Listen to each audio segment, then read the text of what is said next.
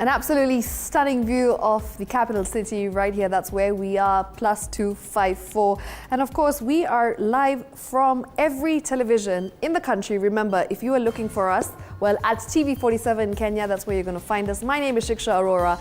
This is the Daily Report. And if you'd like to get in touch with us at TV47 Kenya, as I said, on Facebook and on X at TV47 News. Remember, the hashtag is the Daily Report. Tonight, we are focusing on all things when it comes to sustainability, when it comes to the environment, when it comes to conservation. And speaking of conservation, we will be speaking to children who are in conservation later on, what their thoughts are about the environment and what exactly they are doing to try and educate their peers and people of that generation. They're known as the Gen Alphas, so we'll be talking to them. And of course, that's going to be happening later on. But for now, we have an in-depth conversation about what's happening in the country when it comes to politics, when it comes to sports, when it comes to business, all that and much more right here on the Daily Report. I am Shiksha Arora. My sign language interpreter tonight is Catherine Simaloy. For now, let's take a look at what's been happening in the country when it comes to the highlights.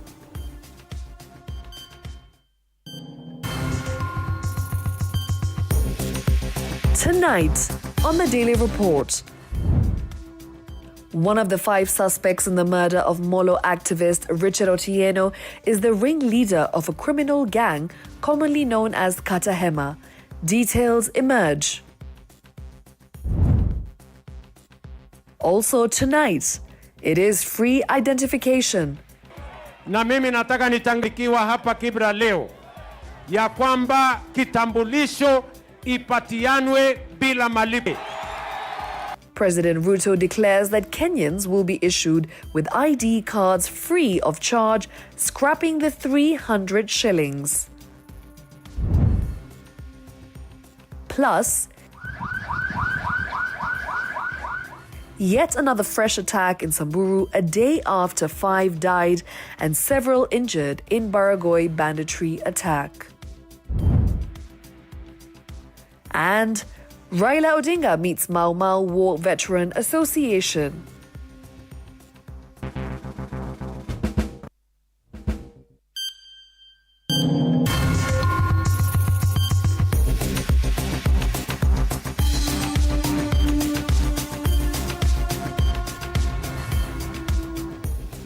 You're watching TV47. This is the Daily Report and tonight's top story. 7 people were injured yet again in Samburu County following another banditry attack Wednesday. Now, this fresh attack comes days after 6 people were shot dead in an attack in Baragoi earlier this week. Rift Valley Regional Commander Abdi Hassan visited the area today to assess the security situation and has put all perpetrating the attack on notice, vowing to deal with them. Sheila Chilangat now reports. Tension remains high in Samburu County. Wednesday night, yet another banditry attack occurred. Armed bandits invaded and attacked 2 villages. From the attack, 7 people sustained severe gunshot wounds. Maofisa wa usalama waliweza kuingia sehemu hiyo na wakakabiliana na majangili na tukaweza kuregesha mbuzi ambao wote walikuwa 200 tuliweza kuwaregesha. This comes days after yet another attack this week in Baragoi, where 6 people died with 8 others injured, with the bandits making away with their herds of cattle. Mifugo ambayo imeibiwa katika kipindi cha miezi 2 na nusu ni 1884 na serikali ama maofisa wa usalama wameweza kuregesha 837. The Rift Valley Commissioner has put those perpetuating these attacks on notice. Hakuna mambo ya kutishana hapa. Regesha silaha mara moja. Usiporegesha, tumeanza kufanya kitu inaitwa profiling. Na tuko na majina ya hawa jamaa. We will come for you individually and if possible hata hiyo familia yako tutakuja kuwachukua ili to deal na wewe, because kama family inakupa support then hata wewe ni collaborator. Among the casualties of yesterday's attack is this 70-year-old woman from Lekik Sapuki village. According to her, she was home when the armed bandits attacked, shooting her on her right leg. Na magari yote ambayo yatatumia barabara hiyo ni lazima iwe na maofisa wa usalama ili waweze kuhakikisha kwamba safari yao haikatiki. According to Maralal Referral Hospital, those injured have been managed and are in stable condition. Sheila Chelangat for TV47. Meanwhile, the Inspector General of Police and the Directorate of Criminal Investigations have been directed to review and expand the scope of their investigations into the mysterious disappearance of a Nakuru fisherman, Brian Odhiambo, within 30 days. Now, this application, filed by human rights defenders alongside Odhiambo's wife, Ivy Aoko Okello, seeks to get orders from the court to begin a public inquest into his disappearance. Odhiambo disappeared in an unclear circumstance after allegedly being arrested by KWS officers at the Lake Nakuru National Park. Senior resident magistrate Vincent Okello, in his ruling on a public inquest application, directed the Inspector General of Police and DCI to work under the guidance of the Directorate of Public Prosecution to thoroughly investigate this matter. Upon receipt of the investigation file, the first respondent is obligated to review and evaluate the findings and formulate recommendation within a reasonable time. And here, I mean reasonable time according to this court is 21 days, not more than 21 days, and they should act accordingly. The court again granted the petitioners leave to move the court accordingly and for purposes of, concluding the entire process of investigating the disappearance of Brian Odhiambo is concerned. So in my view, this is a good day for the rule of law. It's a good day for justice. It's a good day for the family of Brian. Now, two protesters have accused police of use of excessive force, brutality and negligence during the June 2024 anti-finance bill protest, which saw the death of a protester, Rex Kanyike Masai. And in this report by Samira Mohammed, a demonstrator testifying in the inquest into the death of Rex Masai has recounted how he overheard police officers telling a Gen Z protester who was seeking to help after seeing one of their own lying in a pool of blood to let him die there. Take a look. 3 days after the adjournment of the inquest into the murder of a protester, Rex Kanyike Masai, today, two protesters testifying in the inquest into the death of Rex recounted a chilling moment from the last year's Gen Z protest. So we tulikuwa tunaenda nyumbani, nikaonyesha amekatili kijana mwingine alikuwa amelala kando ya barabara. Ukaonyesha amekatili kijana alikuwa amelala kando ya barabara. Na alikuwa na mwenzake. Naam. Mwenzake nikasikia akiambia polisi awasaidie. So nikasikia polisi amesema wacha kufia hapo huyo.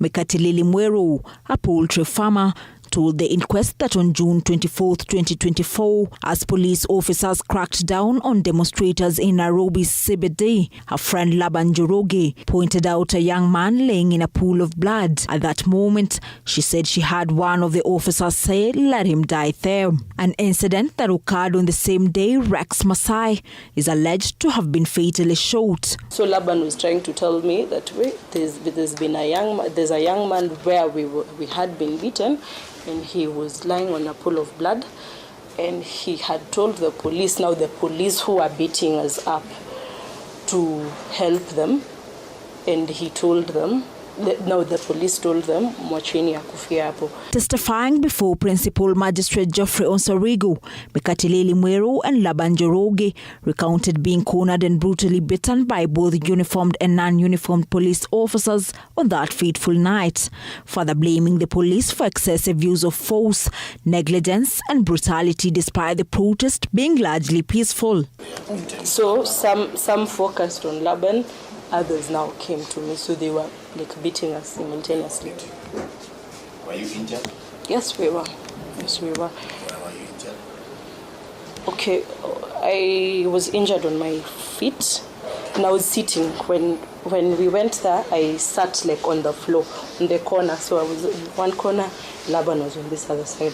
So I was trying to shield myself from being beaten, and they actually tore like my hand. This is the public inquest into the killing of Rex Masai during the protest will resume on 12th May 2025. Samira Mohammed for TV47, Nairobi.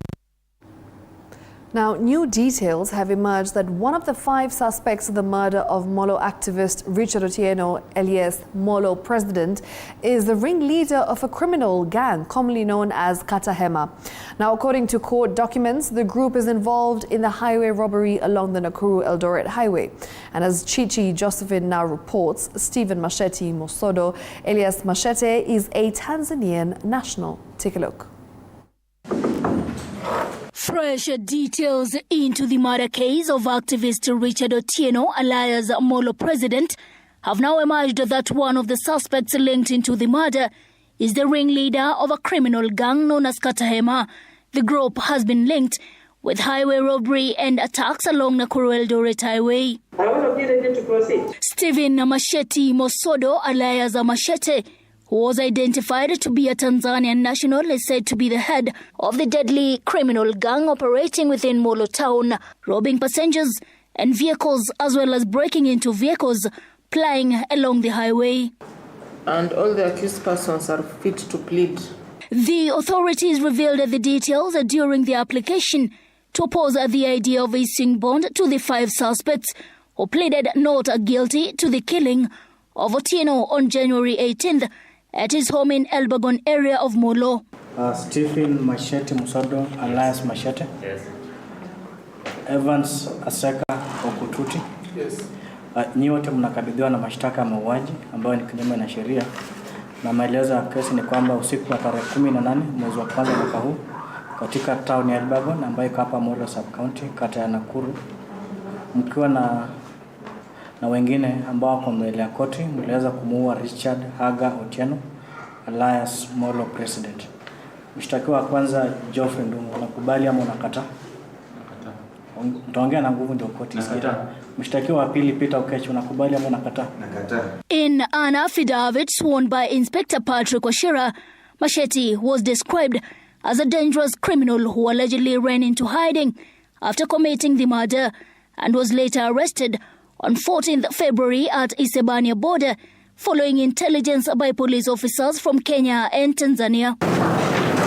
The police are currently investigating how Machete acquired a Kenyan identity card and 3 mobile numbers, some of which are not registered under his names. My lady? The court ordered the prosecution to serve the defendants with the application, who will also respond to within 7 days. The case will be mentioned on March 27th, 2025. It is by consent, the prosecution to serve the defense and counsel washing brief with affidavit and documentary evidence and statements within 7 days. Chichi Josephine, TV47, Nakuru. Now, away from the pledges, President William Ruto has Thursday laughed off the increasing trend of nicknames dubbed to him. Speaking in Langata and Kibra on his 4-day tour, the president listed a few nicknames addressed to him, both online and offline, even as he called on Kenyans to work in unity. His remarks highlight the growing negative public sentiment towards his leadership as Kenyans continue to express their views through humor and satire. Jameni watu wa hii dunia, simutanimaliza na majina. Sasa majina mumenipatia nyingi. Sasa nilikuwa na jina William, ingine Kipchirchir, ingine Samoei, ingine Ruto, mukaongeza Hasla, mukaongeza Survivor, mukaongeza Sakayo. Sasa mumefika Kasongo. Sasa hii majina yote bado muko na ingine ama imetosha? Bado iko ingine mnanipatia ama imetosha? Iko ingine mtaongeza? Nasikia hata mwingine anasema chapati. Sasa hii chapati tena ni gani?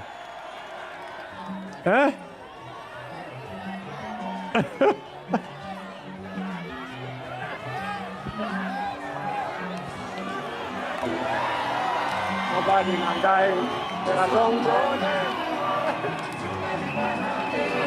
Kasongo ye babali nangai.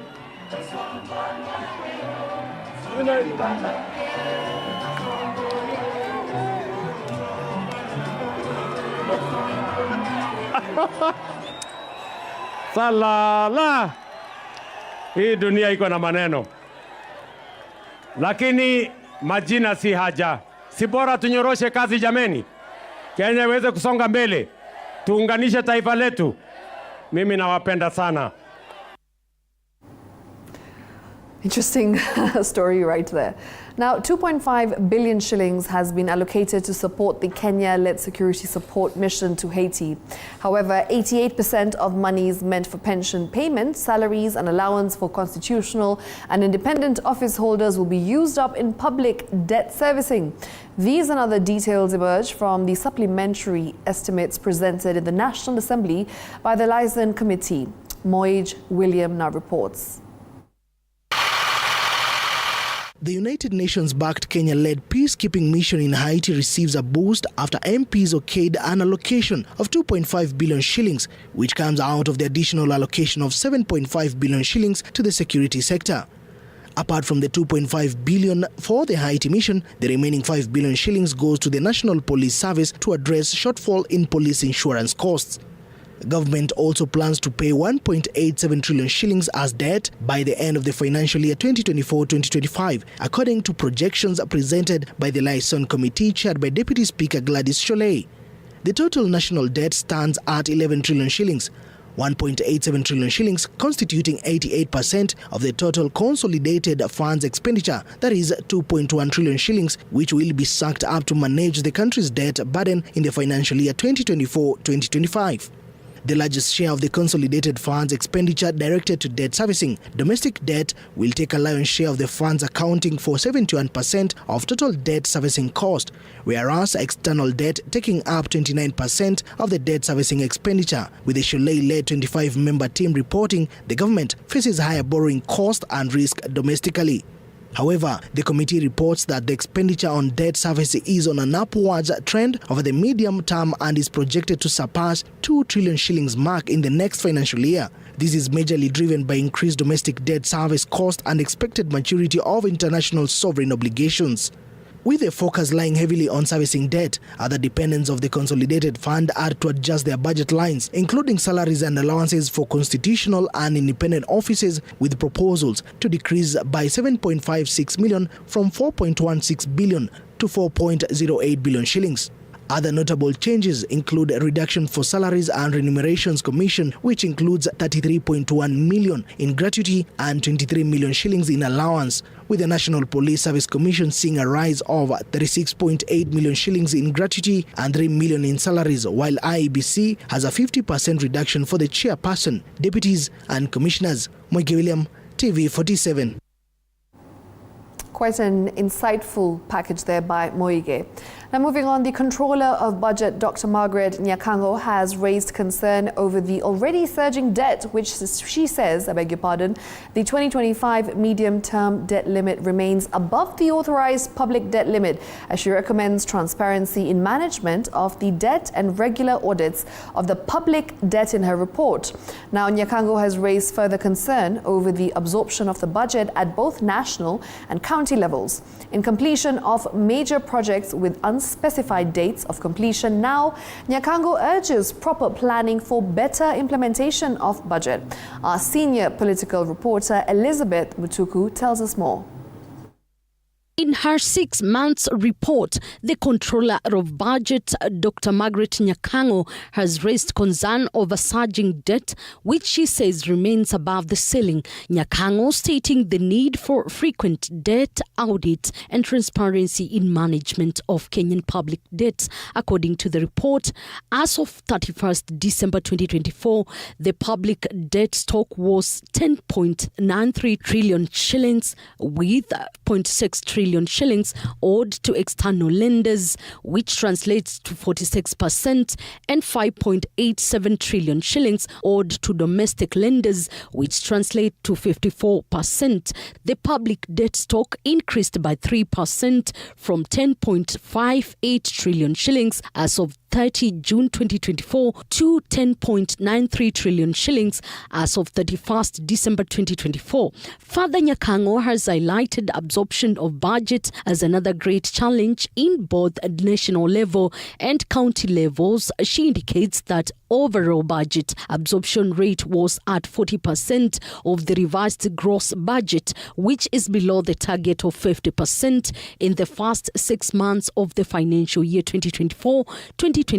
Nyakango also has named the delayed development projects in the national government as another major challenge in budget, revealing general delay in projects implementation and uncertainty in their completion. For instance, the Kenya Affordable Housing Finance and Registration of Community Land in Isiolo South projects did not record any expenditure in the first half of the year 2024-2025, while georeferencing land parcels projects recorded completion rate at 19% despite the project commencing in the year 2013.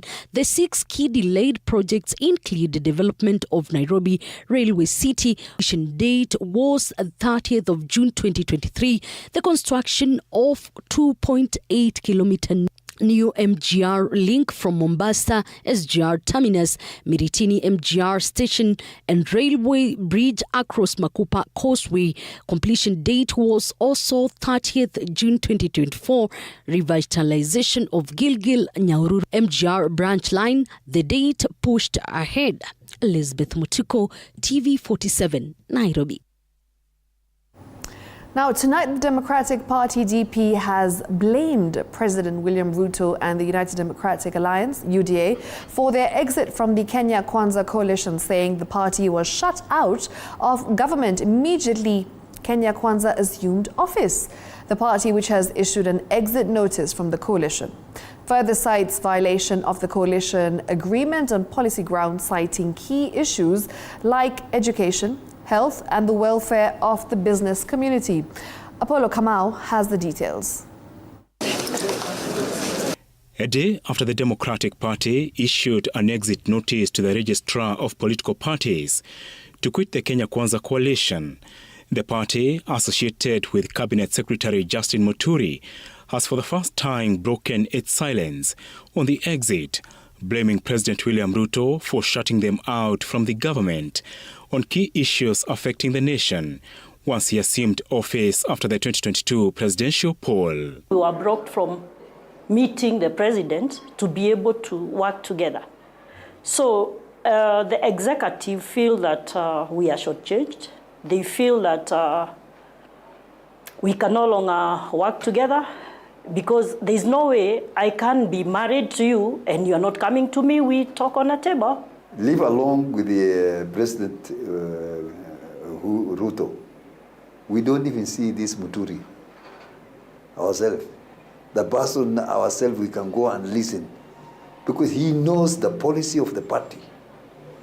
The policy of our party, he should have insisted from the cabinet level. The party's letter addressed to the Registrar of Political Parties and Ruto, respective Secretary Generals for UDA, Ford Kenya and Maendeleo Chapchap parties, dated 12th March, says, and I quote, "Kindly take notice that our stay in Kenya Kwanza is no longer tenable due to the prevailing political developments, with the party giving a 30-day notice to formalize the divorce." Our policy and their policy is totally different. Ni kama hii masikio, wanaweza kushikana hii masikio huko that way. So it is difficult to, because we want to see our business community doing their business the way it should be. We want to see our children going to school the way our policy was. How are you? The party says its decision to quit was endorsed by the respective party organs and chairmen drawn from 36 counties.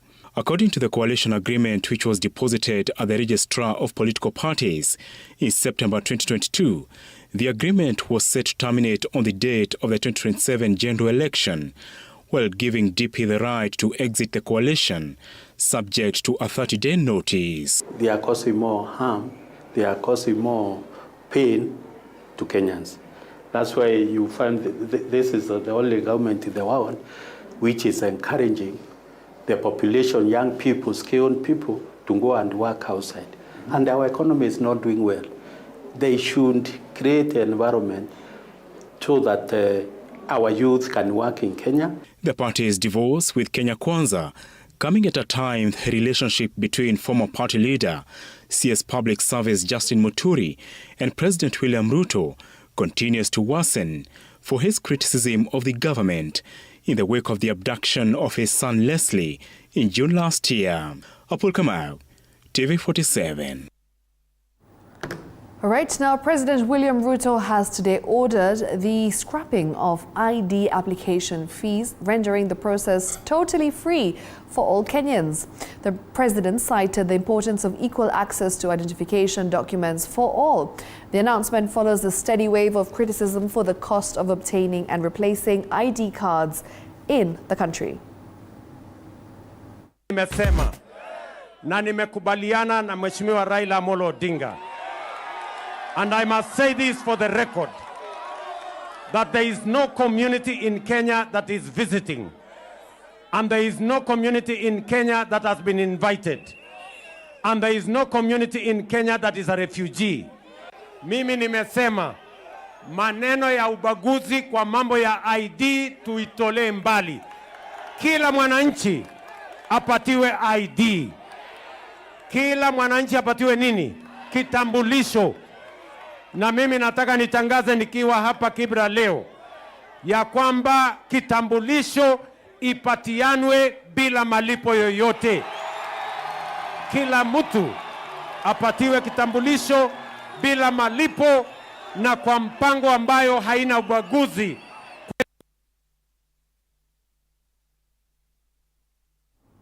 Now, after unveiling its comprehensive guidelines detailing the transition of learners from junior to senior secondary school, President William Ruto's government is now on course to implement the competency-based curriculum, that's the CBC, by constructing more than 13,000 classrooms against a target of 16,000. Speaking in Nairobi Thursday, Education Cabinet Secretary Julius Ogamba said the reforms indicated the government's commitment to a seamless implementation of the CBC system. Ogamba said government was committed to expand the number of classrooms in laboratories and enhance ICT integration in schools. Out of the constructed classrooms, legislators through the National Government Constituency Development Fund, that's the NGCDF, constructed more than 3,000, while the Ministry of Education did more than 10,000. We will work with stakeholders including the NGCDF and development partners to expand classroom capacity, build laboratories and enhance ICT integration in schools. We will scale up capacity building to equip teachers with the necessary skills to effectively deliver CPE.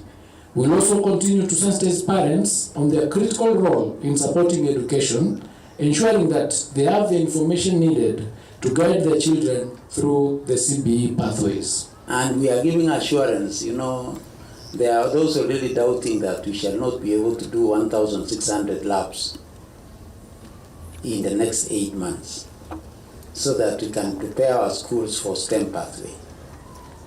With the leadership that we have had in the time that we were doing the classrooms, I can give our assurance that we shall navigate the same and our children will be able to take the science pathway. Using that formula, we are able to know how many learners will go to a particular school, and this will help in regional balancing. And learners can now go and spread throughout the country and equitably be distributed. All right, it's time for us to take a short commercial break, but when we get back, we'll be talking about matters business when it comes to the tea subsector. What exactly are some of the recommendations to improve the tea subsector here in the country. So we'll talk about that. We'll also be giving you more information about what's happening with the WRC. Just 7 days to go. The countdown is officially on.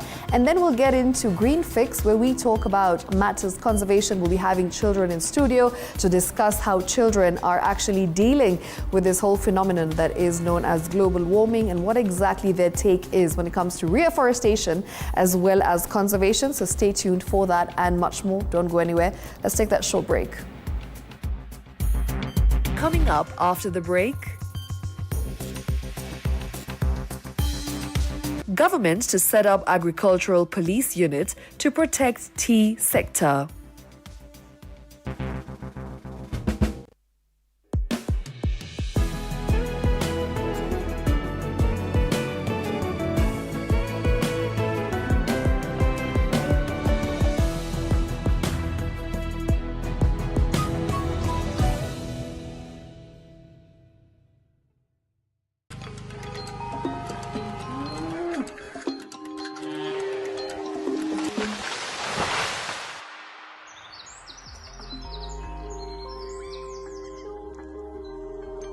Our world is changing every day, and so should we, for the better. Each week, we tackle the big why, the question that should be on everyone's mind. Why isn't this fixed yet?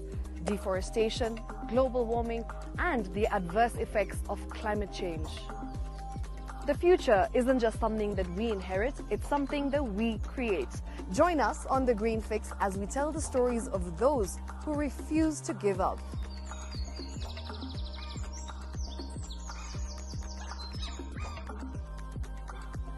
When it comes to fixing the planet, there is no time to waste. Join me, Shiksha Arora, on Thursdays at 9 p.m. on the Greenfix as we look into the big why, you and I.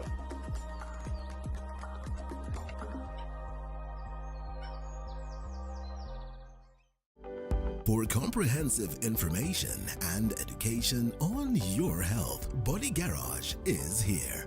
Don't allow anyone to pluck out your good tooth, as long as it is strong and stable. Cancer doesn't start today and you get the symptoms tomorrow. By the time you pick it or the time it is manifesting in you, probably will be there about 5 to 10 years. The eye is the window to the rest of the body. Don't forget to stay hydrated. And of course, you at home do take your water. So the ultimate test is actually you check your urine. Your urine should be clear. Clear like the water? Yes. Should be able to see the other side of the urine. If your urine is colored or has changed color, you cannot see the other side, then you have not taken enough water. Don't forget regular health checkups. Early detection saves lives. I want the message be, we can prevent cervical cancer. We prevent cervical cancer in several ways. You have young girls and even somebody who's above that age, you can pay at least every 3 years. Somebody should have a pap smear done. If you are 40, 45, 50 going upwards, once a year, please go see a doctor. Yeah, it's just for normal routine maintenance.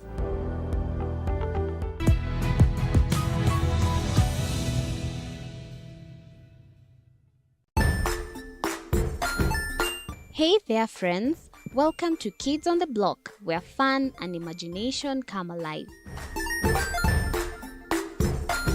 We dive into magical world filled with exciting adventures and awesome friends. What position were you in? I was number 2. What position were you? Number 1. He decided to cross the bridge by his house and look for food on the other side. We're going to do half cup of chocolate chips, and the other one, we're going to do half cup of the blueberries. So, grab your imagination hats and get ready to explore with us. Join us every Saturday at 9 a.m. for new friends, amazing stories, and tons of laughter.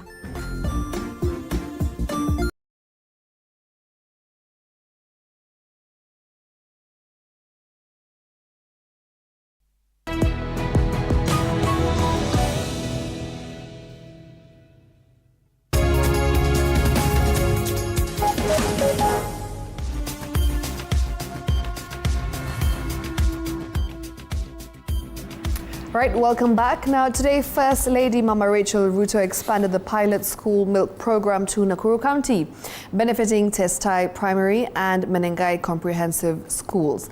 Now, each child in these schools will receive a packet of milk twice a week for 1 year.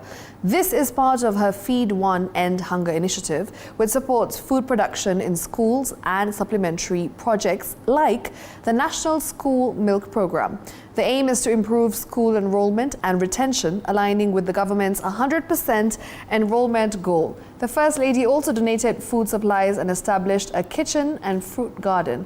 Dr. Paul Rono announced plans for 10,000 school kitchen gardens to be launched in April 2025. The government of Kenya has a clear policy on 100% enrollment and retention of all children in school. This policy ensures that no child is left behind. To achieve this, we must address the barriers that hinder school attendance, including hunger. We need strong policy support and adequate funding to sustain school feeding programs. I urge all leaders present today to advocate for an increased budget for school meal programs at the national and county levels, ensuring they include a dedicated school milk program. It is a big momentous program for the country, and we support 100%. And I know today's mini launch of the program set pace and steps for the next major launch, for the national launch, for the Mama Kitchen Garden. This is a pilot program. Tungeomba kwamba iweze kuenezwa maeneo mengine mengi ili watoto wetu waweze kusoma. All right, now ODM leader Raila Odinga today promised to champion the needs and grievances of the Mau Mau lobby group. Speaking at the ODM party headquarters in Nairobi when he hosted the delegation, Odinga assured them of his support in addressing the grievances such as insecurity, tribalism and favoritism in the distribution of public resources, as well as obstacles to receiving services through the Social Health Authority, SHA.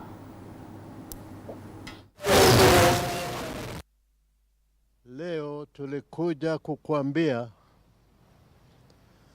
ya kwamba yote ambayo unafanya katika serikali, sisi tunaunga wewe mkono. Kenyan patriots who value the life of the people of Kenya, they have expressed their concerns about some of things that have been going on in our country. They would like to see some of this rectified. They are concerned about the rising cost of living in the country, the issues of insecurity in our country, the issues of corruption and ethnic discrimination around the country. And they would like to see this rectified. The other area where they have expressed concern is the issue of Medicare, healthcare in the country, where Kenyans are suffering because of this social health insurance scheme, which is not working properly. I have assured them that we are committed to ensuring that issues of concern to them are actually attended to and rectified. I've told them that we stand for the welfare and well-being of the people of Kenya, and that we will do everything possible to ensure that these issues are addressed by the government of the day.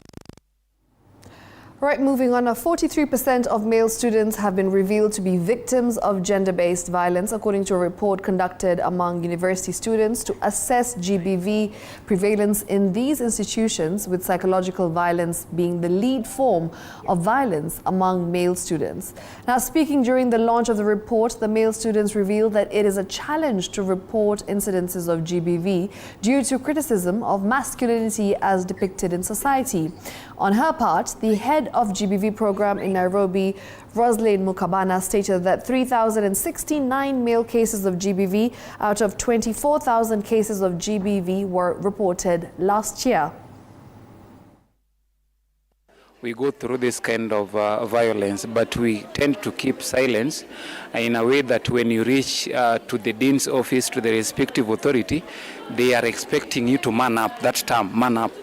So I think we needed to be given a platform as men on this topic in a way that when we approach these authorities for help or for guidance, they don't see the man in us, but they see this person who is in need of help and really need to be helped. I'm asking men, can we just have some kind of forum? Like we may not be talking as men and women now together, but can we just be given a podium self, because we can talk among ourselves, and I wish that men can be coming out and sharing their concern so that they can be heard and the issues can be addressed. We need to remove the connotation that men are always perpetrators, and we look at men as protectors of the same. We look at men also being very able to come and talk about having undergone violence. Last year again, out of the 24,000, believe you me, we had 3,069 men who reported to our facilities that they had undergone one form or the other of violence. Now, barely a week after the world marked the International Women's Day, government's Department of Gender and Affirmative Action has urged all stakeholders to take bold and transformative action to tackle persistent gender inequality in the country. Now, speaking during a Youth Alive event to celebrate milestones made by women in the country Thursday, Gender and Affirmative Action representative Paul Okoth said empowerment highlights the need to close the gender gap and ensure an inclusive future where no one is left behind. Youth Alive stakeholders called for bold and transformative action to accelerate gender equality and women's empowerment in efforts to transition from conventional approaches for more impactful and sustainable strategies. Representation of women, especially in the political sector. Sometimes attending that to 50-50 may not actually be realized with the shortest time that we have, but adequate percentage is necessary. What the government is putting into place is awareness. We have to educate women, especially the roles in leadership, and also financing political campaign is the major deal here. Na nini tutacontribute kama jamii? Hiyo ndio equality.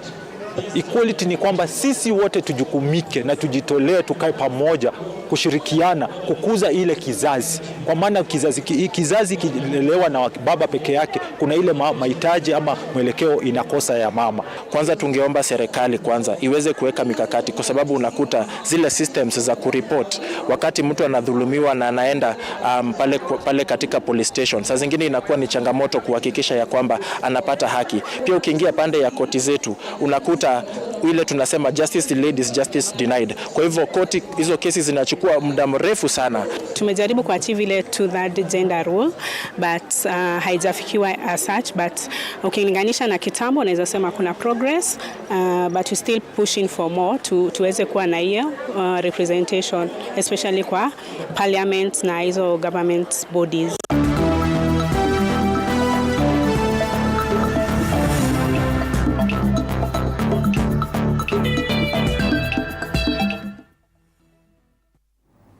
All right, let's get into matters business, where the Kenya Union of Sugarcane Plantation and Allied Workers, that's KUSPO, has demanded payment of their dues before the sugar companies are leased out by the government.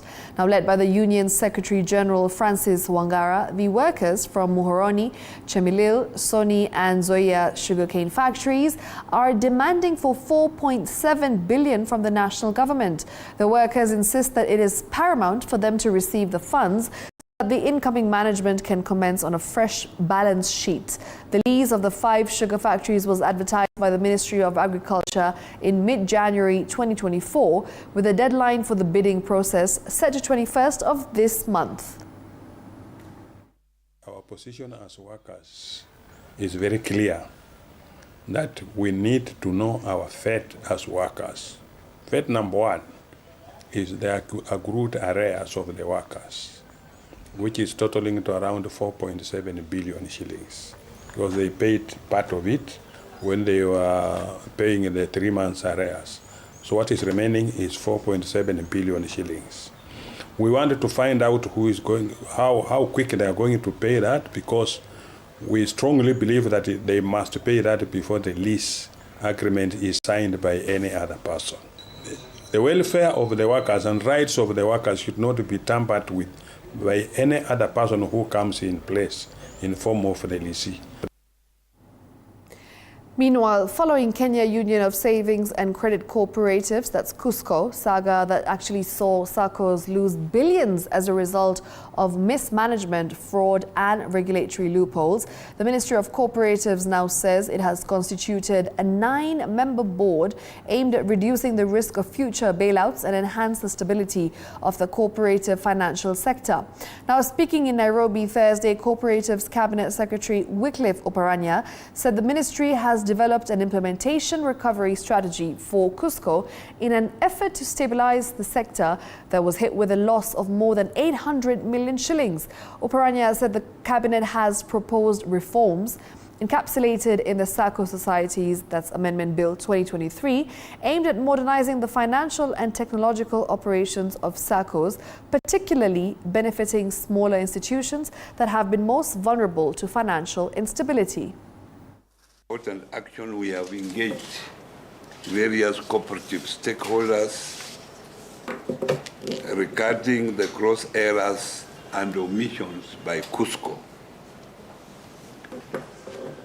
We are assured that significant steps have been taken by the investigating agencies, and I was able to meet them yesterday, whose outcomes have been shared with the relevant agencies to commence necessary legal and administrative action, support of litigation pertaining to criminal and economic crimes, culpable, and the process of asset recovery. We are confident that all those who are involved in any irregularities at KUSCO will face the full force of law, and the few that have been suspected already they are in court. You are aware of that. And man has realized, and when I tell you that 136 million has been paid off to small depositors, those are some of the sources. KUSCO has also a housing project which had several houses worth over $1 billion. Those houses, some of them are being now sold off. Meanwhile, experts of the tea subsector accrued a revenue of 215 billion in 2024, this being an increase of 9% from the marketed value of 196 billion shillings recorded in 2023. Now, despite this increase, the Ministry of Agriculture has put in place strategies that will help improve the quality and quantity of tea from Kenya. Speaking today in Mombasa during a meeting with various tea stakeholders, CS for Agriculture Mutahi Kagwe outlined a list of deliberate efforts to ensure a conducive environment for all investors, including setting up an agricultural police unit that will ensure safety of all tea farms in the country and also expanding international tea markets. I would like to propose that whenever we talk about quality, when we talk about our tea, quality must be at the head of that discussion. And we inform the farmer the same. Why is quality critical? It is because, as you have heard, Kenya consumes a very small part of our tea production. Sorry? Very small part of our tea production. The majority of what we produce is consumed out there. We don't control what they demand, what they will demand. See your CC? We don't control that. They control what they want to consume. I will therefore rally my board towards facilitating marketing and distribution of tea, promote and advise on strategies for value addition, and product diversification. The implementation of the programs aim at spurring the level of value addition. One being the negotiation for the land allocation space at Dogokundu, the funding of the tea research, which we will get, I think you have after us in the next financial year for Keteba. The issue of green leaf malpractices, Tea Board has had several meetings with the independent tea producers and KTGA producers and have come into understanding on the way forward on the tea hawking malpractices. A settlement of the regulation will support these efforts. Now, following the implementation of the nationwide asbestos removal initiative, stakeholders in the real estate sector are seeking for public participation in the process. Now, stakeholders, Chairperson Kinyua Wairatu has warned the government against sidelining the public. Experts and shareholders arguing that consultations with those said to be affected is imperative. The removal of asbestos initiative was approved by the cabinet on Tuesday this week. The initiative will be implemented under the polluter pays principle, which holds the owners of properties responsible for covering the removal of expenses. Despite this human carcinogen being banned in the country in 2006, asbestos is still popular in private and public buildings. What we would like to urge the government, even the other laws that they are making and they want to implement them, kindly talk to the stakeholders, take our advices, and we will give the right advice. Because when our government will be prosperous, also will be successful. And we would like them to revisit so that this thing can be able to work. Because when you remove the private sector and you leave the government, those people who are working in the private sector, they know all the processes. And because you don't want to see them, they will use the back door. And that is why we are telling them, let them do the decision, consult.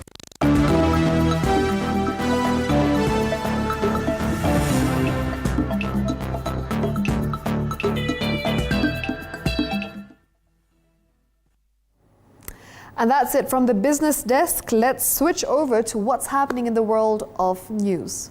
Sorry, sports news.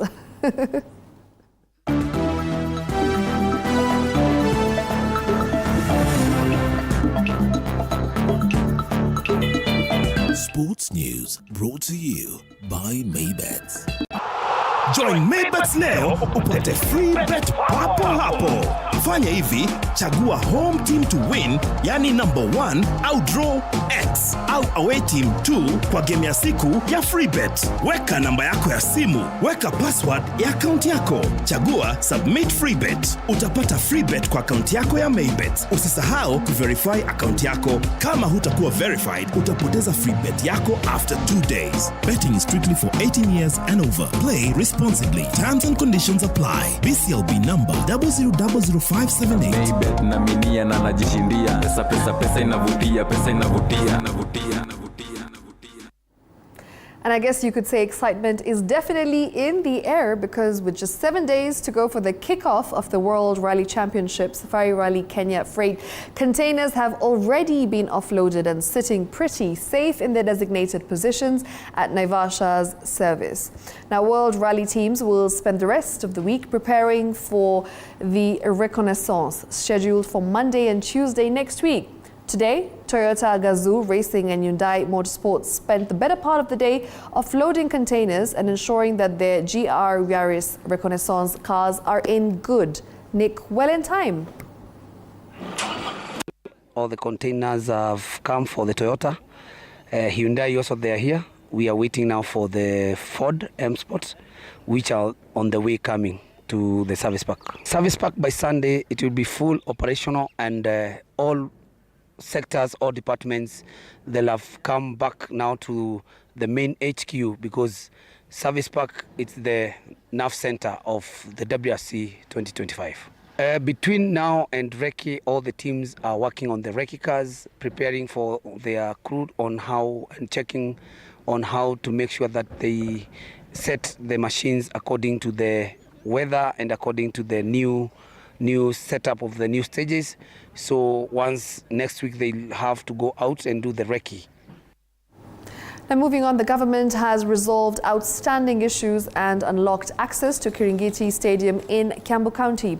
The money owed to the contractor has been settled, allowing Sports Kenya to take over the facility and complete the necessary maintenance work, with the contractor beginning next week. And now Sports Kenya is in charge. Efforts will focus on ensuring the canopy grass meets the required standards. Once fully prepared, Kirigiti Stadium will serve as a training ground for African nation champions and 2027 Africa Cup of Nations. Today was to come here to meet the leadership of Kiambu, and basically our visit was to come and unlock, the issues that underline the completion of this facility. The good news is that last 1 week and a half, we already paid the contractor part of the money, and next week we should be paying the final account.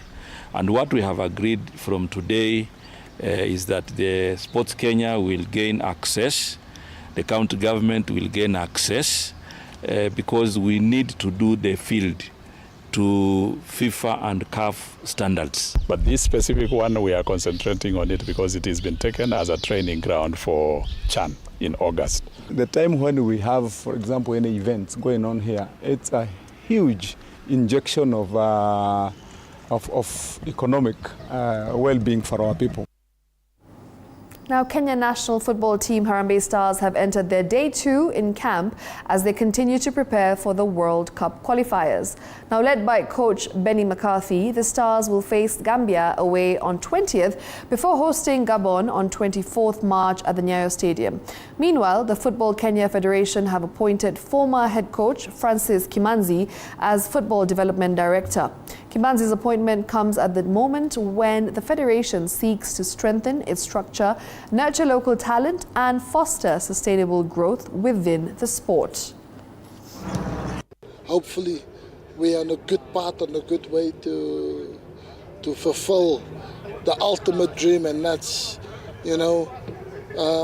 salvage the group stages and hopefully that you can catch Ivory Coast at number 1. But it's going to be hard work, but I think the talent and the quality that the team have speaks for itself. So, it's just a matter of time when you get it right and things go perfect. And then I think everybody will be proud of the team that they will support, that will represent them as Kenyans. So that's what we, me and my technical team and the coaches here, that's what we want to bring to this country. We want to bring a football team that people can be proud of.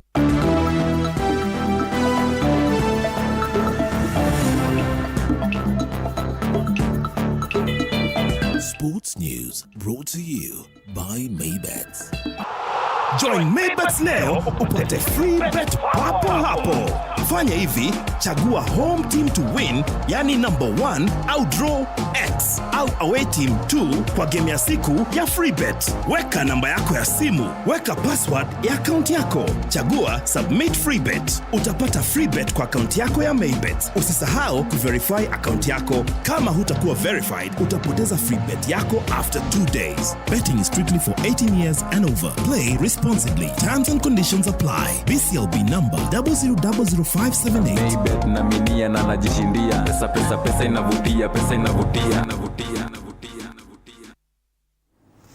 All right, with that, let's take a look at what we're going to be doing next. Right after this short break, we're going to be getting into a conversation today. I'm going to be speaking to young and very passionate children who are actually very, very in touch with what's happening in the environment. When it comes to the climate, when it comes to global warming, when it comes to conservation, they're very well versed. And of course, they are passionate about trying to ensure that we can stop this phenomenon that is known as climate change, that has adverse, effects to the environment, to human beings. So yeah, that's something that we're going to be discussing later on. A very interesting conversation is lined up. Apart from that, we will also be talking about our big why. So tonight, our big why is, are you prepared for the rains? It's as simple as that. Let us know on social media. You can find us at TV47 Kenya. You can also WhatsApp us. Are you prepared for this rainy season? Talk to us. Get in touch with us on all platforms. You can also find us on WhatsApp, as the number will be appearing on your screen in a short while. And those are our social media handles at TV47 News. You can also find us on Facebook at TV47 Kenya. You can WhatsApp us. That's the number. You can SMS us on 22047. You can also find us on these particular social media handles. As I said, once again, the question is, are you prepared for the rainy season? And if yes, how prepared are you? Let us know. And that's exactly what we're going to be talking to our guests as well about in a short while. But for now, let's take that short break. We'll be right back. Don't go anywhere. Greenfix up next. Coming up after the break, on Greenfix, we look at children in conservation and much more in the world of climate and conservation.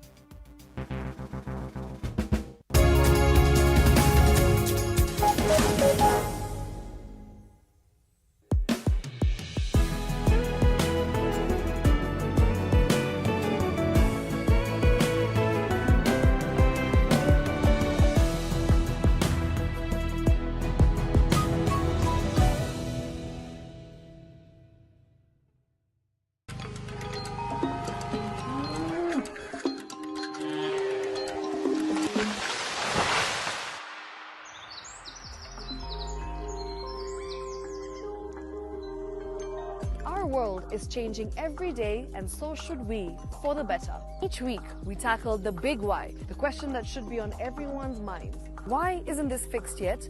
Deforestation, global warming, and the adverse effects of climate change. The future isn't just something that we inherit, it's something that we create. Join us on the Greenfix as we tell the stories of those who refuse to give up.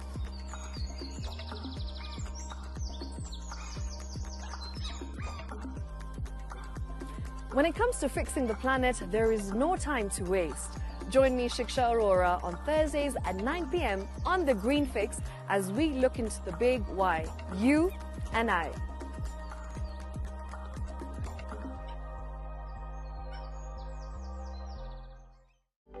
For comprehensive information and education on your health, Body Garage is here.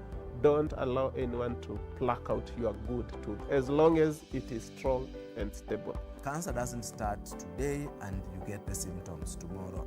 By the time you pick it, or the time it is manifesting in you, probably will be there about 5 to 10 years. The eye is the window to the rest of the body. Don't forget to stay hydrated. And of course, you at home, do take your water. So the ultimate test is actually you check your urine. Your urine should be clear. Clear like the water? Yes. Should be able to see the other side of the urine. If your urine is colored or has changed color, you cannot see the other side, then you have not taken enough water. Don't forget regular health checkups. Early detection saves lives. I want the message be, we can prevent cervical cancer. We prevent cervical cancer in several ways. You have young girls and even somebody who's above that age, you can pay at least every 3 years. Somebody should have a pap smear done. If you are 40, 45, 50, going upwards, once a year, please go see a doctor. Yeah, it's just for normal routine maintenance.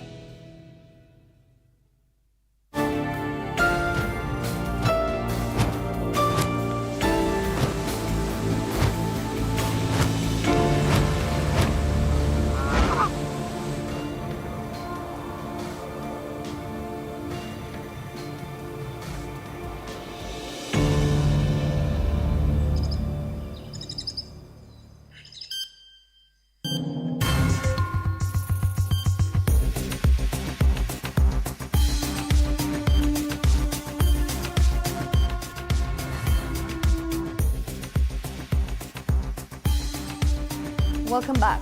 This is TV47, and right now you are watching Greenfix, a segment that is particularly directioned toward just ensuring that we take care of our environment. We try and amplify the voices of those who are doing so, and which is why we have our guests in studio. But before we get to our guests and our green warriors tonight, let's talk about our question that is the big why. How prepared are you for this rainy season? The question is, are you prepared for the rainy season that we are going to be experiencing in the near future? We are also going to be talking to you on social media platforms. The TV handle right there, it is at TV47 Kenya. That's our social media handle. On Facebook, you can also find us on X. Aside from that, you can also WhatsApp us and text us. The handles are going to be on your screen in just a moment. There they are. That is the WhatsApp number 0793-267-7279. Once again, that's how you can find us on WhatsApp. You can also text us. That is on your screens once again, 22047. That's how you can find us on SMS. Talk to us. Let us know how prepared you are for the rainy season at TV47 News on X, at TV47 Kenya on Facebook.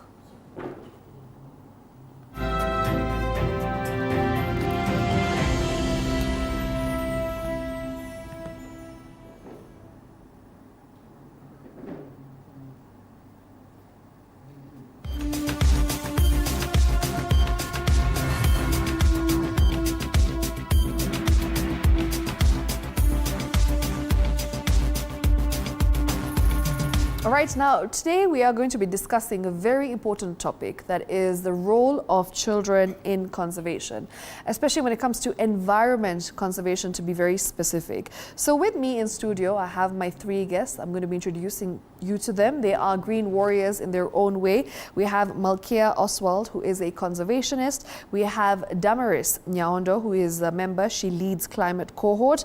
We have Faith Awor Adoyo, who is community organizer dedicated to waste management and menstrual health advocacy. They are all young women. And yes, I'm very happy to welcome you to this show and to have this conversation with you. Asante sana for being here. And how do you feel about just talking about this? I know you're very passionate about the environment, about conservation, but we can start off with you. It's a pleasure to be here. I'd like to start by saying that I'm very passionate about matters going green and climate change and advocacy. I feel extremely privileged to be here to talk about it today, and I feel like more young people should be given the platform to talk about going green. Thank you so much for coming, Malkia. You're just 15 years old. I'm so happy to see a girl of just 15 years just being so passionate about the environment and just going green.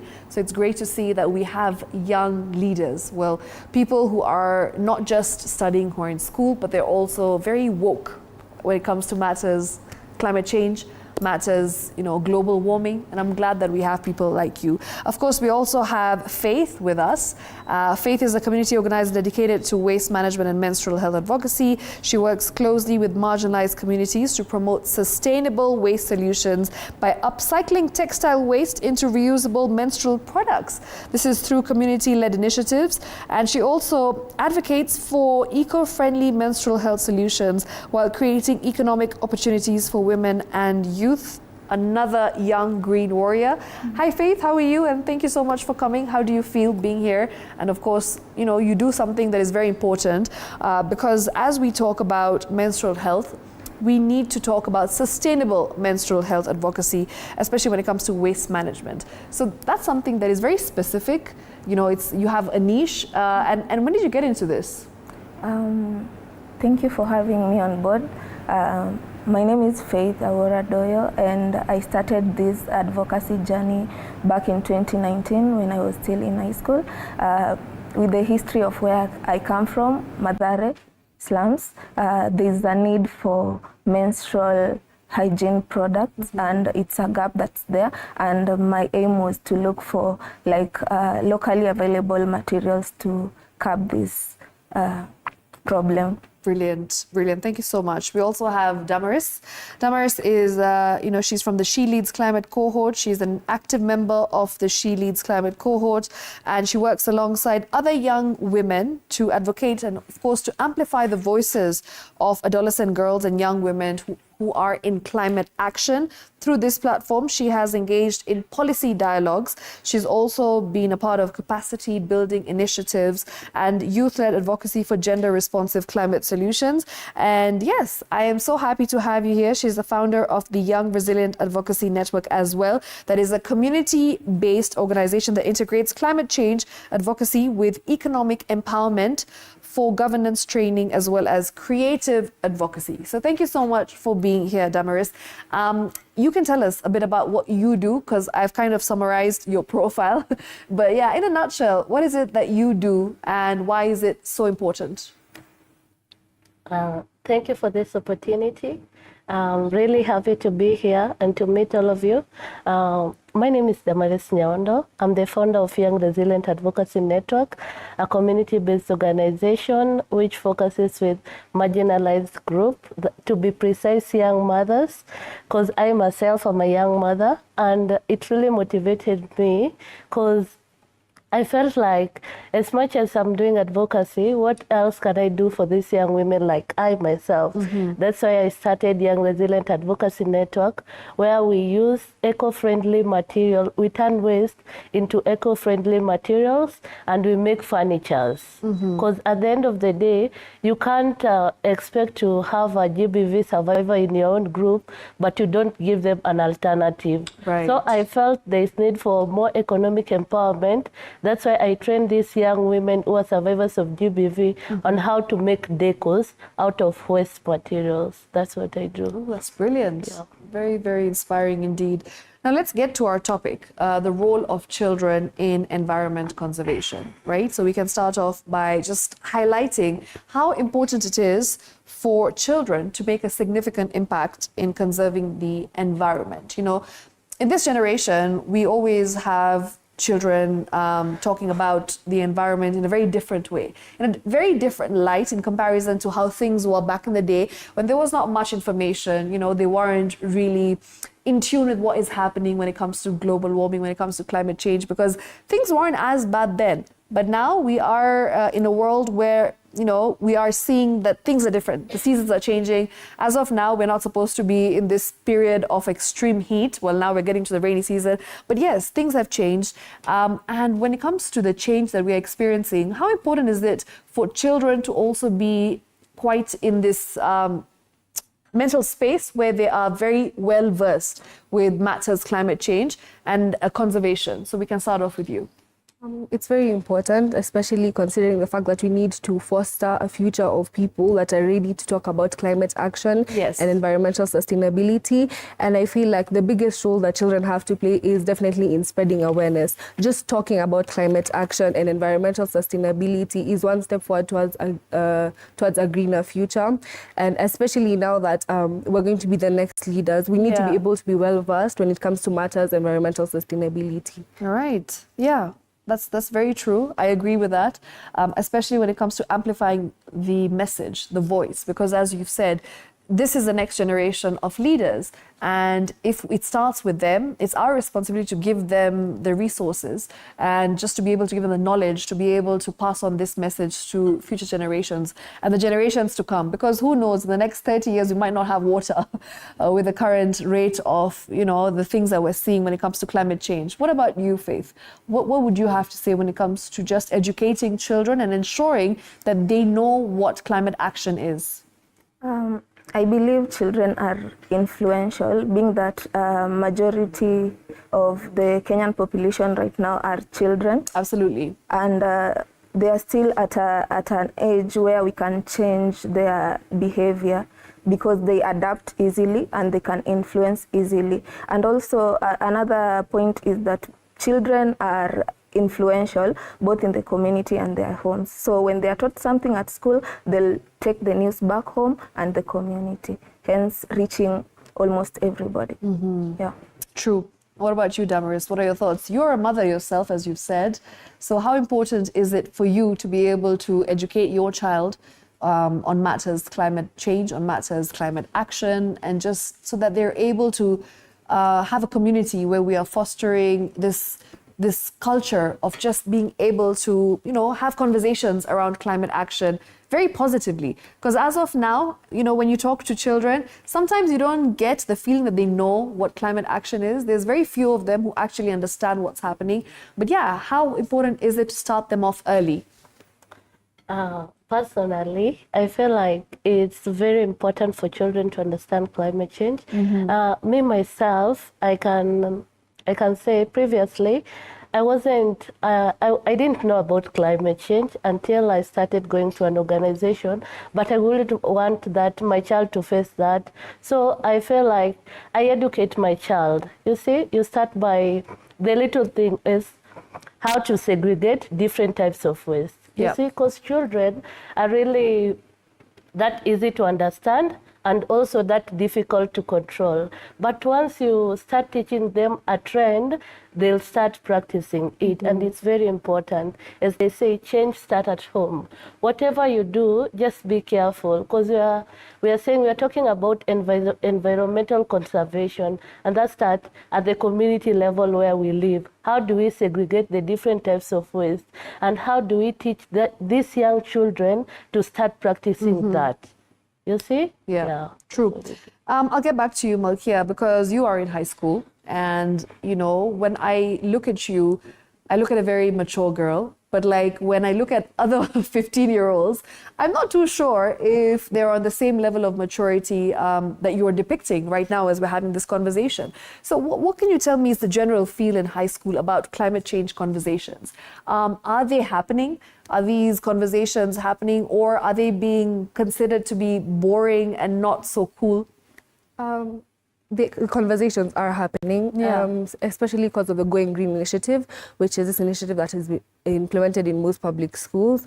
Yes, we have to recognize the fact that conversations concerning climate action are not necessarily appealing to people. They may seem abstract or a bit overwhelming, but a more hands-on approach is what I feel like is helping in spreading the word. When you talk about matters about climate action and advocacy through sports, for example, through like the Vipower initiative, which is using sports advocacy, to talk about climate action and to be able to help people, guess you're using your talents, but also we're trying to teach about climate action. Another thing is gardening, for example, just having small school gardens where you can to teach people about biodiversity and food chains. The more hands-on approach is what is sparking the conversation, as opposed to the normal forum where we sit down and talk about, so this is global warming, so this is acid rain, etc., etc. The more hands-on approach is what is spreading the word, I would like to see. Okay, I like that. Faith, how can children or even teens who are not fond of climate change conversations now be put into the culture of actually having to listen about what exactly climate change is, having to understand and internalize what exactly needs to be done, and going forward, what is the approach that needs to be taken? So what can we do to have these conversations with them and make them more appealing? We work with schools. We have school programs, and this is tried and tested, and I can say it's working. How we do it back in Mathare is we have eco competitions where we make learners register for football tournaments through collection of plastic. So for a team to register to take part in this competition, they have to bring 1 ton of plastic. Wow. So this is an exciting initiative, and I can say it's working. Also, we have scavenger hunts where they bring plastics, a certain amount of plastic, then they are awarded the ones with the highest plastics are awarded a trip to the parks. Why did we have any of this in high school?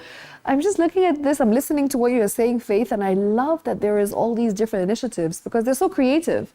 You know, they're actually interesting, and it makes you want to do more because it's like a game to them. It becomes a competition. But at the same time, you're passing on the message, which is very important. Brilliant. What else is there?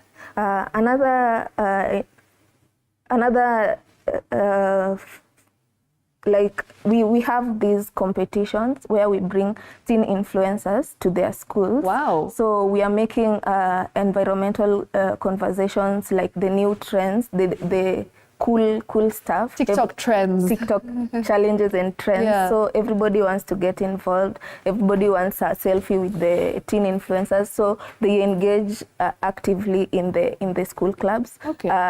And we've been able to achieve this by introducing like the 4K clubs in schools and working with scout departments. Yeah. Brilliant. I love this. These are things that I definitely had no idea about, and I'm so glad to see that we're moving in the right direction because, yes, I understand that conversations about climate change are not the most interesting conversations to be had, especially to an 8-year-old or 7-year-old.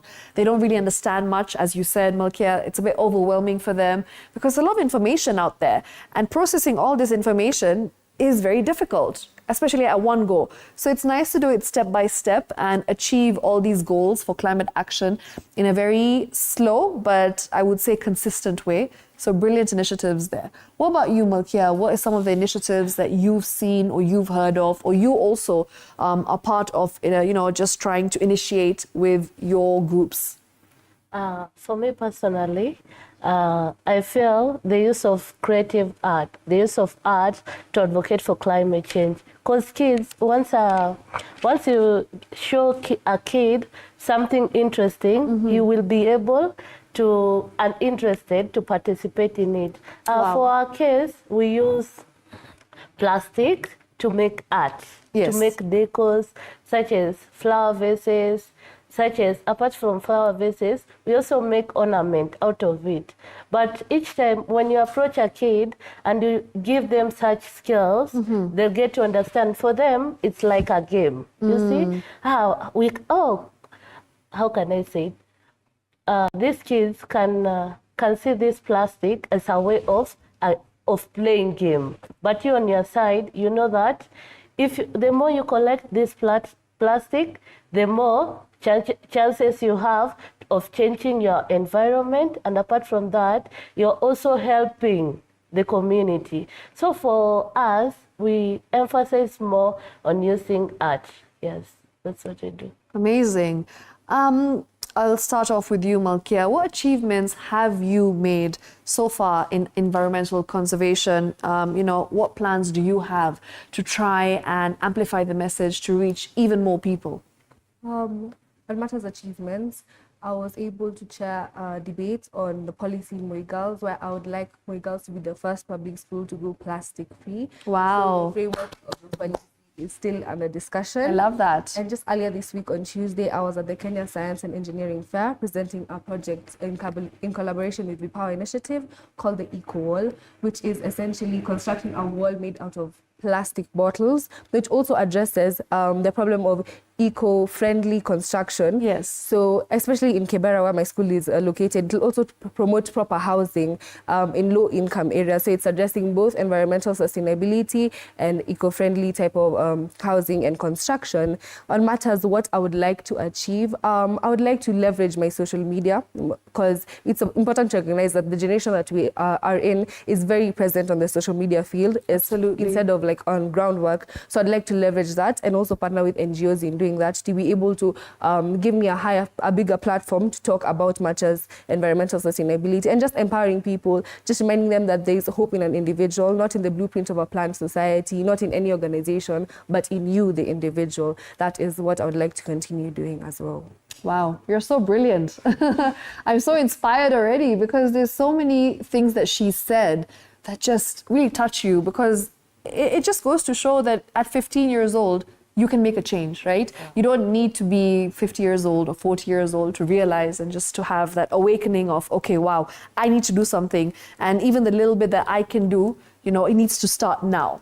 You don't need to wait to get to a certain stage to realize that we have a huge problem at hand. So well done to you, Malkia. What about you, Faith? What have you been doing? What are some of your accomplishments and achievements when it comes to matters environmental conservation? Yeah. We've been able to create a community park, that is Madare Community Park. It's a people's park, open for the public. We also have a kids' playground equipped in the park, where the kids themselves designed the park. Wow. Yeah. So we also have like board games that we share with the schools that we work with, and they are designed at the back of the exercise books. So it's easy accessing the games. Every learner that has benefited from our program has that book that have a board game back of it that educate them on environmental conservation. We've also managed to form a network of kids from schools along the Madare River called Madare River Regeneration Network that runs all the way from Mlango Kubwa to Lakisama. And there's power in masses. So bringing these kids together also help them network and share ideas. What we look forward to do in future is partner with more schools, also design more games that make this conversation appealing. That will only be successful when we have enough funds. So we are looking forward to partnership and collaboration with like-minded organizations. Amazing. I feel so inspired today. All you women are so brilliant at what you're doing. And it's so nice to see you guys actually being the change makers that we need. And being the next, the late Wangari Maathai's, I can say, daughters, granddaughters. And of course, it's just so nice to see that you guys are actually doing what you can in your own ways to ensure that we tackle this problem head on. So well done to both of you. What about you, Damaris? What is something that you've been doing when it comes to trying to kind of fix this issue? I wouldn't say fix, but just try and do your own thing when it comes to handling matters conservation, as well as trying to really educate the next generation on what can be done to go green. Yeah, for me personally, under the Young Resilient Advocacy Network, I've been able to create a group of young people because I'm passionate about young girls, to be precise, so that I don't want what I went through, my experience, someone else to go through them. Yes. So that's why I started the Climate Change Initiative and Economic Empowerment, where we educate these young people on how to make eco-friendly home decors. Because if you know how to make a home decor that is made out of plastic, then that money, you'll use it to do something else. And to also avoid the cases of GBV, gender-based violence within our communities. And apart from that, we also have a community outreach program, but this community outreach program is specifically for kids, where we meet with kids every Saturday and educate them on climate issues. That is through art and theater, where these children can come, do performances and acting session on climate change. And apart from that, I've been able to also add my skills and get exposures out of the She Leads Climate cohort, where they educate us on the importance of climate change and how we can conserve our environment. And for me, what I will really want the best is for my organization to grow and also build more partners in my community and beyond. Yeah, that's what I wish for. Brilliant. Yes. I love that each one of you is doing something so different, but at the same time, collectively, there is so much positivity that I'm feeling from this conversation, because it just goes to show that to be a change maker, you don't need to have millions and billions of shillings or, resources when it comes to funding, when it comes to just trying to do your bit, trying to do your level best to try and have a responsibility. So collectively, I love that we're trying to put this message across to people who are watching, our viewers at home as well. As you can see on your screens, that is just to show that children can come together. We can all tree plant together. Those are young leaders. There we go. That is a very young girl holding a tree, the seed, if I'm not wrong. Of course, we can see them doing it together. And it just goes to show that parents also have a huge responsibility. Maybe I'll start off with you, Malkia. What are your thoughts on your parents having an influence on you and making you the woman that you are, making you the young girl that you are today. You are very passionate about the environment. Did your parents have a strong role to play in making you this lady? Yes, they did. I didn't understand it at the time, but there are small things that they did. Yeah. Like, they would always tell me to separate my plastics from my compost when we're throwing trash at home, and just encourage me to take a walk, ride a bike, instead of going the car to reduce carbon footprint. So now, eventually, now when I've grown up and I was able to understand, also this is what they were doing. So I'm seeing my parents also practicing environmentally sustainable practices. So then it was inbuilt in me that I need to follow that example, as well as just correcting me and I threw a wrapper outside the car with her, telling me to go pick it up on the side of the road. Just small actions like that had a huge role in impacting in me and imprinting in me climate action and climate environmental sustainability. Yes, that's the role that they had to play. All right. So we'll just take a short break and then we'll come back to this conversation. Remember, we're asking you watching at home, the big why tonight is, are you prepared for the rainy season? Once again, on our big why tonight on the Green Fix, are you prepared for this rainy season? Well, tell us. You can talk to us on social media at TV47 Kenya on Facebook, as well as X at TV47. You can also find us on our phone lines. You can WhatsApp us. You can also SMS us and let us know if you are prepared for the rainy season. And that's something that we'll be talking about in a short while. We'll also have that conversation with our guests in studio. But for now, let's take that short break. We'll be right back.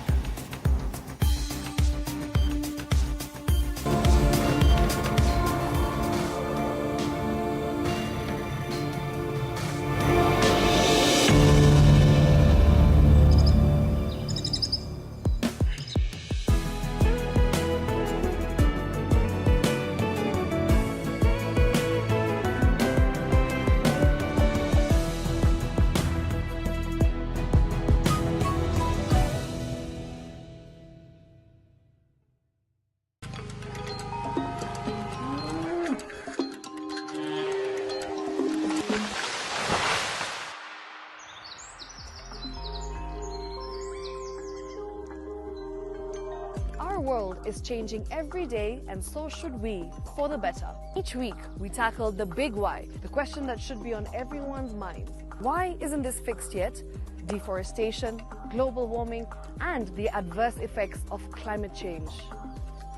The future isn't just something that we inherit, it's something that we create. Join us on the Green Fix as we tell the stories of those who refuse to give up.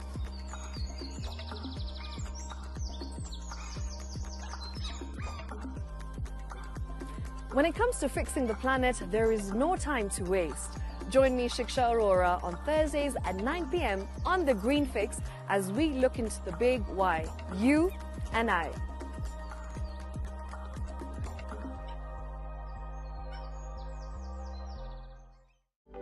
For comprehensive information and education on your health, Body Garage is here. Don't allow anyone to pluck out your good tooth, as long as it is strong and stable. Cancer doesn't start today and you get the symptoms tomorrow. By the time you pick it or the time it is manifesting in you, probably will be there about 5 to 10 years. The eye is the window to the rest of the body. Don't forget to stay hydrated. And of course, you at home, do take your water. So the ultimate test is actually you check your urine. Your urine should be clear. Clear like the water. Yes. Should be able to see the other side of the urine. If your urine is colored or has changed color, you cannot see the other side, then you have not taken enough water. Don't forget regular health checkups. Early detection saves lives. I want the message be, we can prevent cervical cancer. We prevent cervical cancer in several ways. You have young girls and even somebody who's above that age, you can pay at least every 3 years. Somebody should have a pap smear done. If you are 40, 45, 50 going upwards, once a year, please go see a doctor. Yeah, it's just for normal routine maintenance.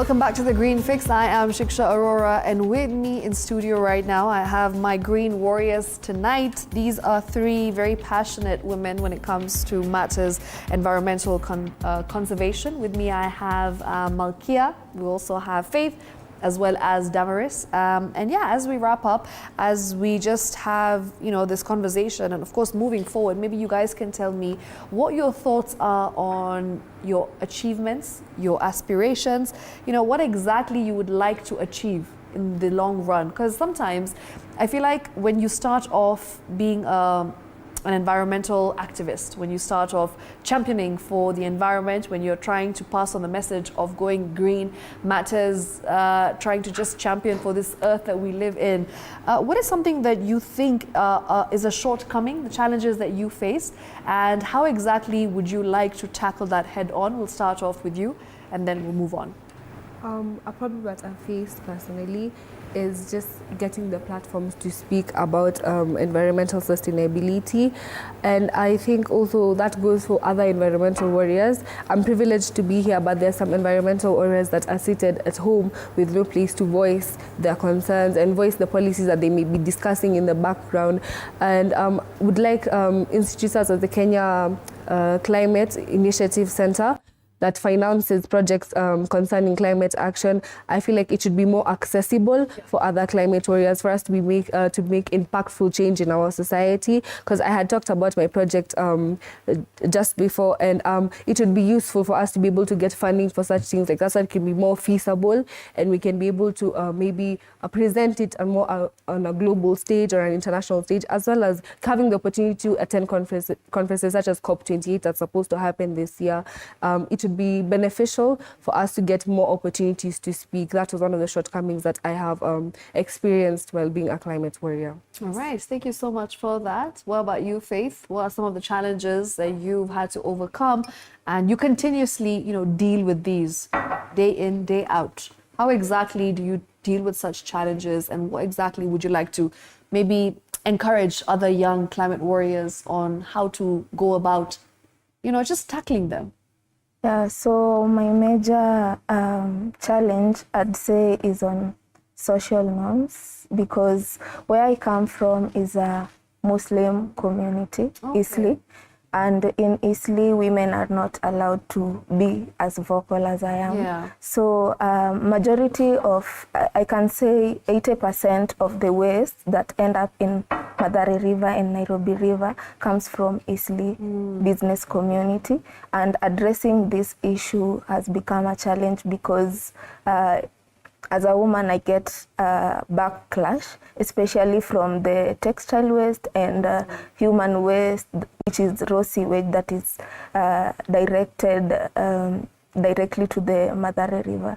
So sometimes I feel like I'm not protected while speaking out. Sometimes I get threats and backlash from the community, but I stand strong, and hopefully as we go on, I'll get more support to address this issue. So that is my major challenge as an environmentalist, addressing this issue and working with the Islam community. Okay. Thank you for highlighting that.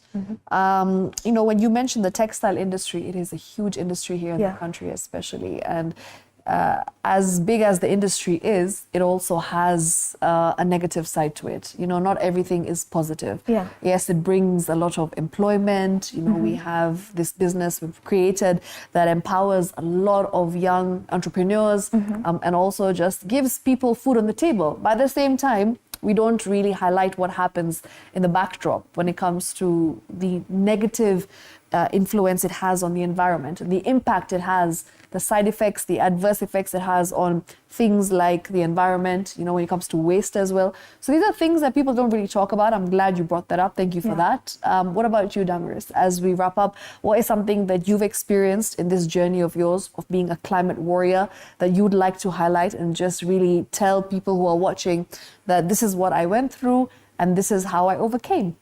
Yeah. One of the biggest challenge is inclusivity. Yes. Because in Madare, you find majority of groups dealing with climate change, especially on the sector of waste management, are young men. You see, it's a it's a community where men are the ones leading. And when you are a women-led organization and you want to be involved, sometimes it's really difficult for them to even hear you because the majority are them, you see, so you don't have even a say at the decision making. Even whenever they are planning event at the community level, they don't consider inviting you because they feel like, what can a girl tell us, you see? But at the end of the day, you are doing something for your community and you are doing something to change the environment. But me personally, I've always been passionate on matters governance and social accountability. So each time I hear that there is a meeting on waste management, I usually try my level best and attend. And if I'm sure that I'll not be able to attend that meeting, I send a representative who is a young person to go and represent us. Because how can you say that climate change does not affect men, it affects both of us. So you don't know the idea that I have. That's why you're excluding me. But when we come together, we can form a solution that will benefit the community. So that's what I do. I usually try my level best to ensure that I'm in that process. Because whenever you're in that process, it's easier for you to make a change. Brilliant.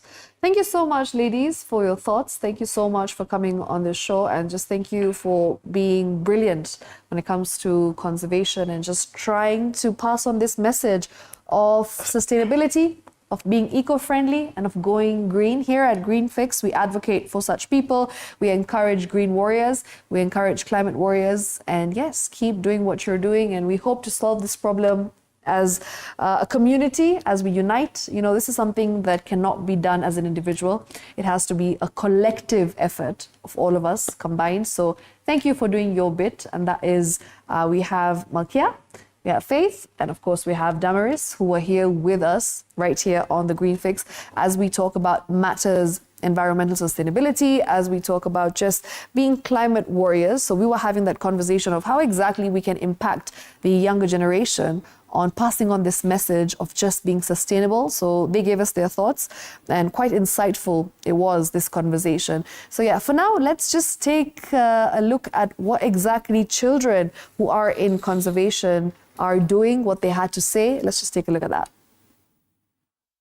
So I suggest you care for the environment and pick up your trash. Mine is emphasizing on the children that they should not sit idle during this holiday. They should be organized and form just little groups to clean the compounds in their community. Best thing to do our children is to show what to do and doing by themselves, by the adults. Pick up your trash!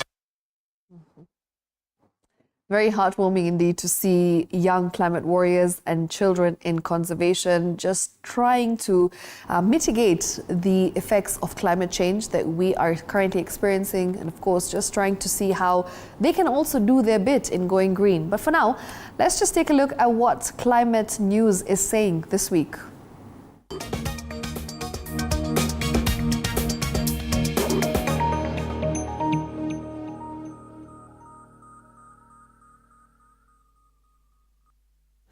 And our top story tonight in the climate news: sky gazes across parts of Antarctica, the western half of Africa, Western Europe, the Atlantic Ocean, the Americas, the Pacific Ocean, Eastern Australia, Northern Japan and Eastern Russia are in for a celestial treat tonight and tomorrow, that's Friday, as there will be a total lunar eclipse of the full warm moon.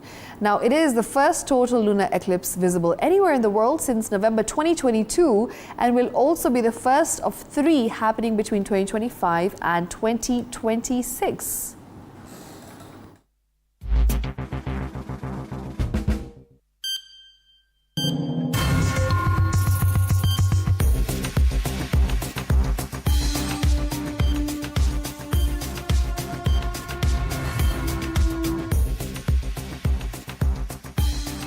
Now moving on, the Kilauea volcano in Hawaii experienced a significant lava eruption at. That's the Halemaumau crater on Tuesday, starting its 13th episode of ongoing activity. Now, as seen on this footage, the volcano is spewing massive lava fountains from both the north and south vents within the Halemaumau crater, with thick plumes of smoke rising into the air. According to local media reports, the volcano shot lava 100 meters into the air. Lava geysers have consistent since December 23rd, that is of 2024. I beg your pardon, since December 23rd, 2024, with intermittent pauses ranging from less than 24 hours to several days.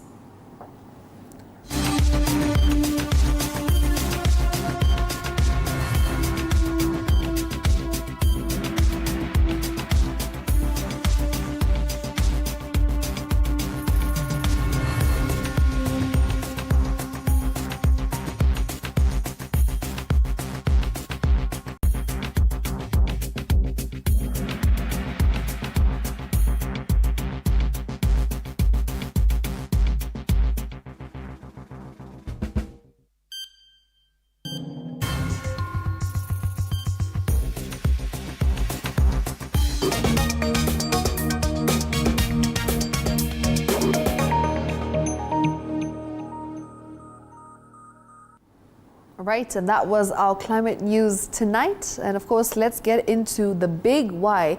Our question tonight was, are you prepared for the rainy season? And if yes, what are you doing to ensure that you take advantage of the rainy season and do what you need to do in terms of just using it for the future? Are you prepared for the rainy season? What are you doing?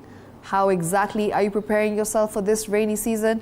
We had a couple of comments that came in. So we got one that said, yes, much prepared, because in the rainy season, the air quality is improved, fresh water quality also improves, vegetation grows substantially, leading to crop yields late in the season. That's a comment that came in. Another one that says, rainwater is one of nature's best gifts to us. So not only is it a renewable source, but it also has many health benefits. It can help improve digestive processes, reduce bloating, joint pain, inflammation. Plus, its natural minerals can help boost your immunity and support healthy skin. Now this, I don't know if it's a fact or it's fiction, but maybe you guys can tell me if this is something if you've heard of, or is it something that I need to ask ChatGPT. But yes, what are your thoughts on, just preparing for this rainy season? What do you think needs to be done to prepare for the rainy season? I'll start off with you, Malkia.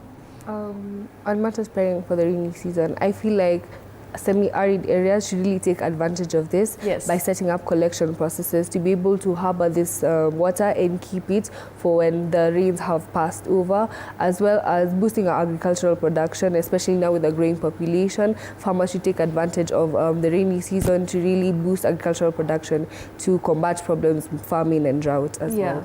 Yes. Yeah, right. What about you, Faith? What do you think needs to be done? Are we prepared for the rainy season? Yeah, I've actually remembered something.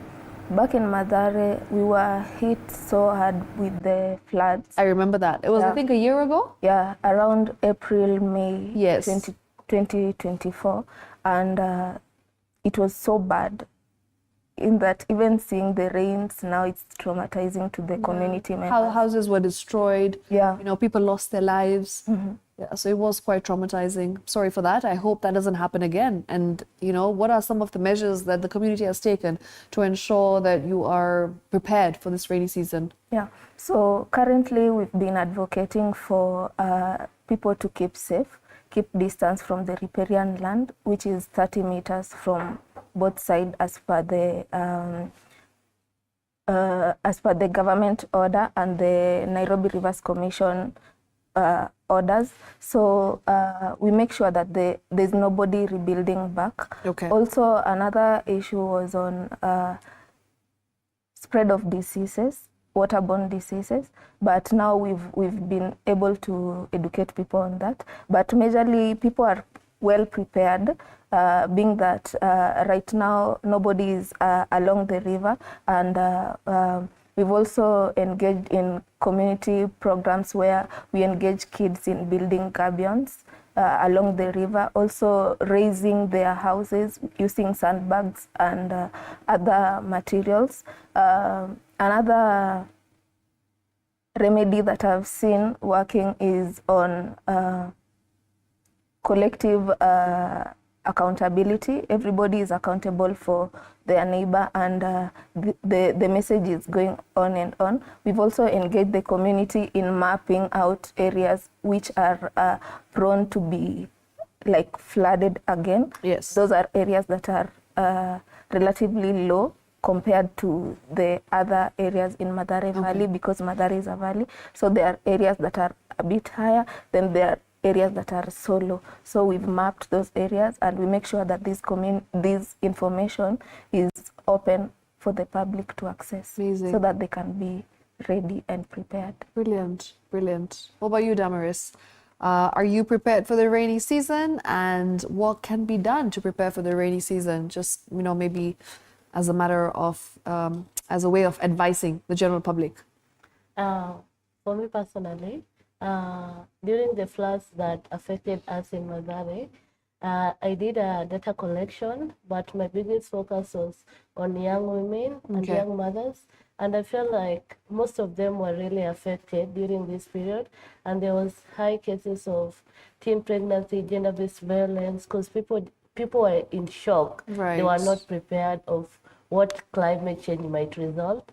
But my biggest solution or a request is for the government to have something like an anticipatory action, where each time they know that there'll be a climate change or a change in weather pattern that may affect the community, they tell them in advance so that they prepare themselves. Because majority of people at the community level, they're not that aware of climate change. They see it as a normal thing. But even when you, just an example, you go to a community setup and you ask someone, what is climate change? They tell you that they don't know. Or they give you a different understanding. But if the government start taking an action and educating and sensitizing the community with the local CBOs and environmental office, it will be much easier. For us, we do sensitize the community, but we feel if we have the support of the government at hand, the community will listen to us, you see, because they respect the government. You see, and when you work with the government, the community will start practicing it. Okay. You see, that's what I do on my end. Yeah. Okay, thank you. Thank you for your valuable insights, ladies.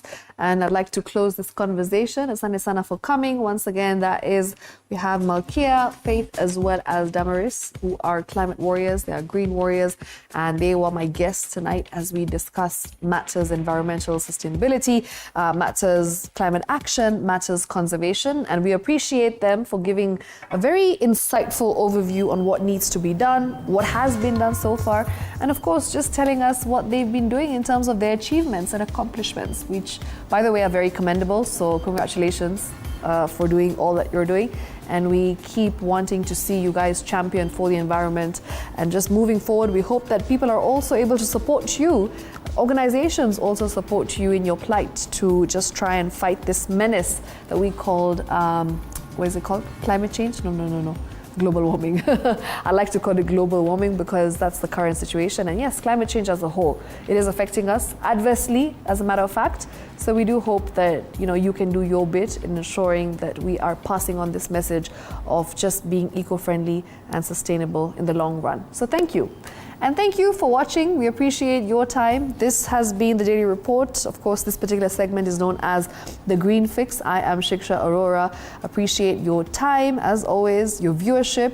We really, really do thank you for keeping it TV47. We don't take it for granted. And of course, from the entire TV47 team tonight, good night. I'll see you tomorrow on Tribe 47. Not forgetting our incredible sign language interpreter. Her name is Catherine Simaloy. That's it from me. I'll see you soon, tomorrow, in fact, 10 p.m. Make sure you tune in. Bye-bye.